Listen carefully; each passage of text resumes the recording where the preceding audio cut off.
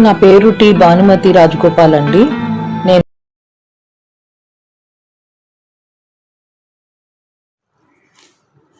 సిద్ధి వినాయకం షణ్ముఖ ప్రియ రాగంలో రూపక తాళం దీక్షితార్ రచన.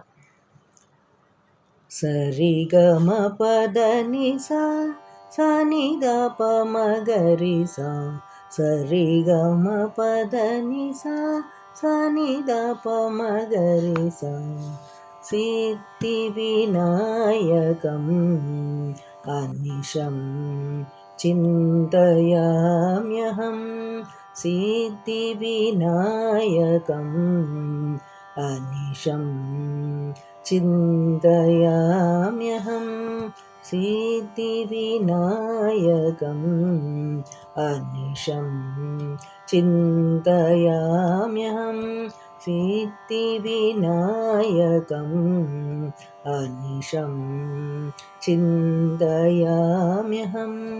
సిద్ధి వినాయకం అనిశం చింతయామ్యహం ప్రసీద గణనాయకం విశిష్టార్థదాయకం వరం సిద్ధి వినాయకం అనిశం చింతయామ్యహం ప్రసీద గణనాయకం విశిష్టార్థదాయకం వరం సిద్ధి వినాయకం అనిశం.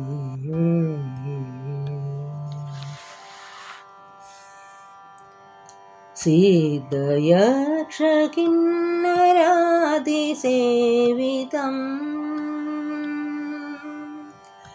సిద్ధయక్ష కిన్నరాదిసేవితం సిద్ధయక్ష కిన్నరాదిసేవితం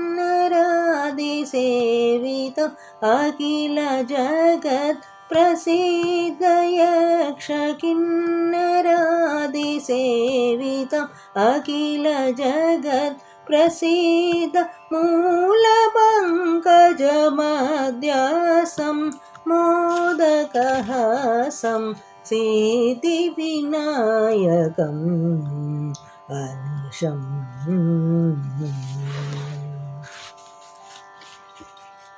భాద్రపద మాస చతుర్థ్యం బ్రాహ్మణాది పూజితం భాద్రపద మాస చతుర్థ్యం బ్రాహ్మణాది పూజితం పాశాంకుశధరం ఛత్రచామర పరివిరాజితం ఛత్రచామర పరివిరాజితం రౌద్రభావరహితం దాసజన హృదయ విరాజితం రోహిణోయనుజాజితం ఈశనవజితం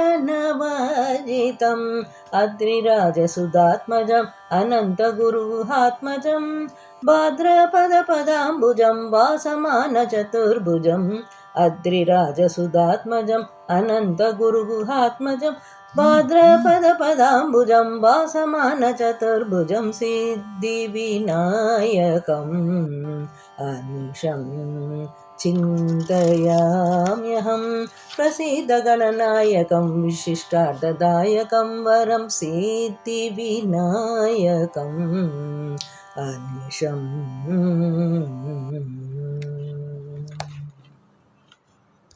Please like, share and subscribe my channel. Thank you.